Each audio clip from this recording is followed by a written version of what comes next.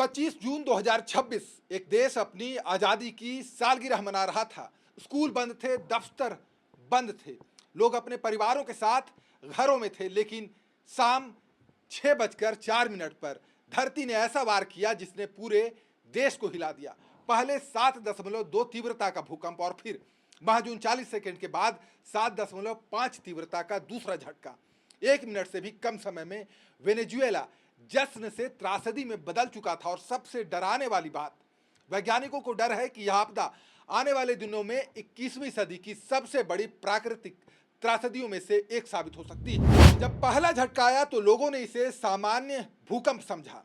लोग अपने अपने घरों से निकलने लगे, ऑफिस खाली होने लगे, लेकिन असली खतरा भी बाकी था।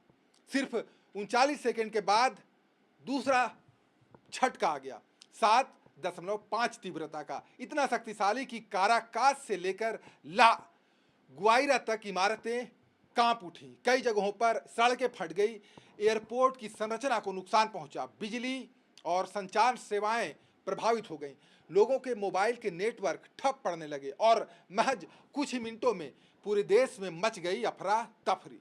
दुनिया में हर साल हजारों भूकंप आते हैं, लेकिन यह मामला अलग है। यह सिर्फ एक भूकंप नहीं था, यह 2 शक्तिशाली भूकंप थे, वह भी केवल 39 सेकेंड के अंतर पर।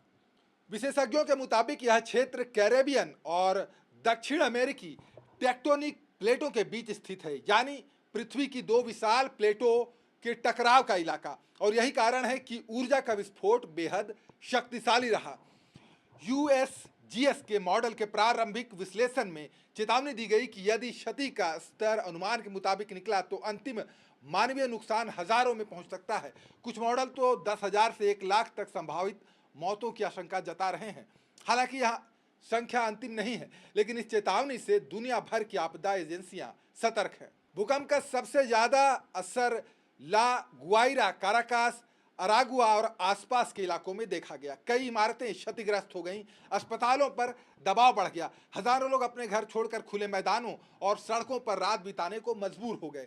राहत एजेंसियों के सामने सबसे बड़ी चुनौती यह है कि कई दूरदराज के इलाकों से अभी भी पूरी जानकारी नहीं पहुंच पाई है और इसी वजह से वास्तविक नुकसान का आकलन लगातार बदलता जा रहा है। वेनेजुएला पहले से आर्थिक संकट झेल रहा है, स्वास्थ्य व्यवस्था पर दबाव है, बुनियादी ढांचे की हालत कई इलाकों में कमजोर है। ऐसे में इतना बड़ा भूकंप राहत और बचाव कार्य को और कठिन बना दे रहा है। विशेषज्ञों का कहना है कि विकसित देशों की तुलना में ऐसे हालात में मौतों का खतरा ज्यादा बढ़ जाता है और यही वजह है कि अंतर्राष्ट्रीय एजेंसियां स्थिति को लेकर चिंतित हैं।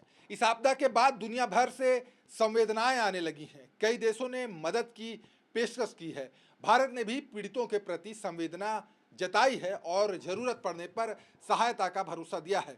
अब दुनिया की नज़र इस बात पर है कि आने वाले दिनों में राहत अभियान कितना सफल रहता है, क्योंकि असली कहानी अभी सामने आनी बाकी है। 39 सेकेंड, बस इतना समय लगा एक उत्सव को मातम में बदलने में, एक देश को दहशत में डुबाने में और करोड़ों लोगों को यह एहसास दिलाने में कि इंसान चाहे जितना आधुनिक क्यों न हो जाए, प्रकृति के सामने आज भी वह कितना छोटा है।